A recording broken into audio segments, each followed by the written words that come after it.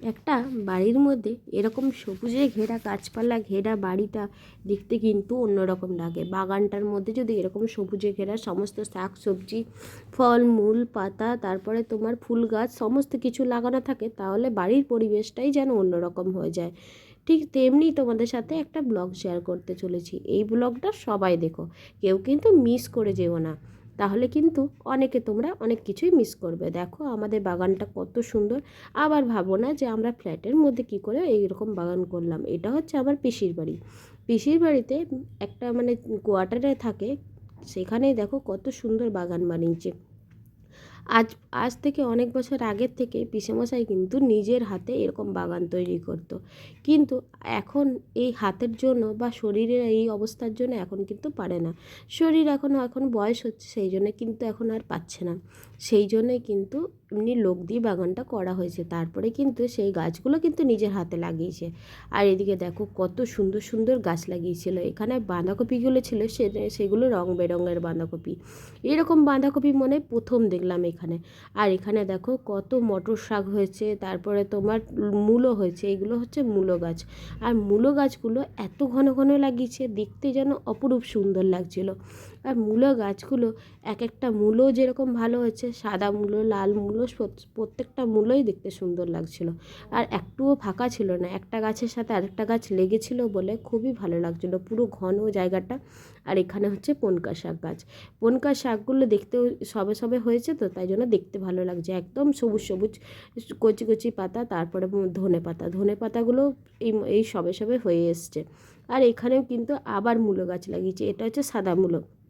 ওখানে কিন্তু সাদা মূলো লাল মূলো দুটোই মিক্স আছে, আর এখানে শুধু সাদা মূলো। তারপরে দেখো এইগুলোকে গাজর গাছ বলে। এই গাজর গাছগুলো কে কে আগে দেখেছো জানিও কিন্তু। এই গাজর গাছগুলো আজ যত বছর আমার পিসেমশাই বাগান করে তত বছর কিন্তু আমি নিজের চোখেই দেখছি। আর গাজর গাছ দেখতেও যেরকম ভালো লাগে, সেরকম কিন্তু তুলে খেতেও ভালো লাগে।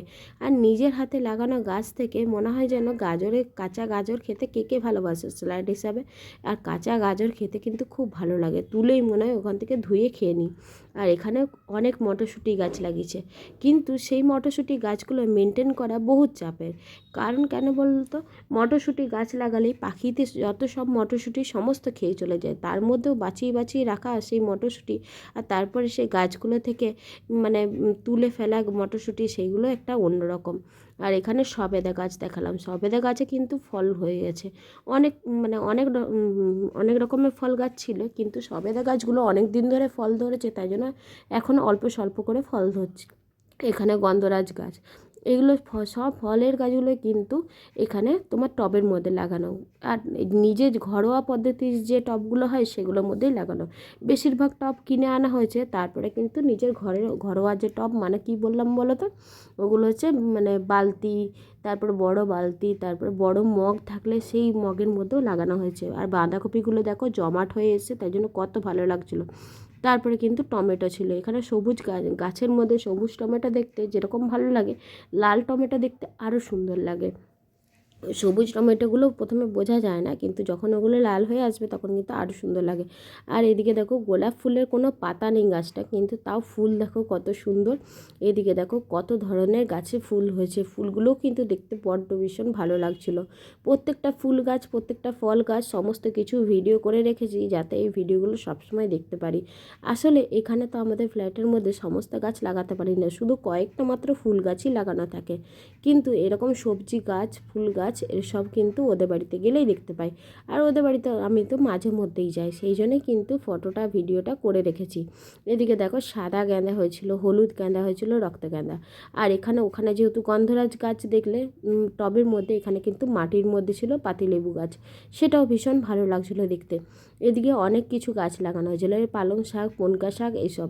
এদিকে কিন্তু ছোট্ট আম গাছও আছে, সেখানেও কিন্তু আম ফলন হয়, কিন্তু এখন তো শীতকাল তাই জন্য আম ধরেনি। এদিকে দেখো কামরাঙা গাছ, কত সুন্দর কামরাঙাগুলো ধরে আছে। এত কামরাঙা এখানে ধরে যে গাছের পাতা থাকে না, কিন্তু কামরাঙা বেশি থাকে, প্রচণ্ড পরিমাণে কামরাঙা থাকে এখানে। আর কামরাঙার চাটনি খেতে অসাধারণ লাগে, যদিও এই কামরাঙাগুলো শুধুই খাওয়া যায়, এত মিষ্টি হয়, কিন্তু কামরাঙার চাটনি খেলে আরও ভীষণ ভালো লাগে। তারপরে কিন্তু এখানে আছে নারকেল কুল। আর নারকেল কুল গাছগুলো থেকে এত পরিমাণে কুল ধরে, কুল ধরেই গেছে, দেখো এখন থেকেই কুলগুলো খুব সুন্দর হয়েছে। আর কুলগুলো দেখে যত ভালো লাগে খেতেও তত মিষ্টি।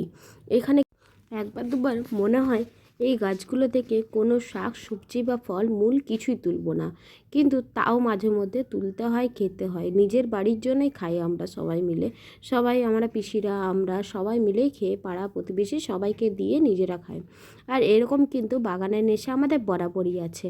আর তাহলে এরকম বাগান তোমরা কে কে ভালোবাসো কমেন্টে জানিও। আর আজকের ভিডিওটা তোমাদের কেমন লাগলো তাও তোমরা জানিও। আমার ভিডিও যদি ভালো লেগে থাকে তাহলে লাইক কমেন্ট অ্যান্ড শেয়ার করতে ভুলো না। টাটা সকলকে, সবাই ভালো থেকো, সুস্থ থেকো। আবার নতুন একটি ভিডিও নিয়ে আসবো, ততক্ষণের জন্য তোমরা সবাই ভালো থেকো। টাটা।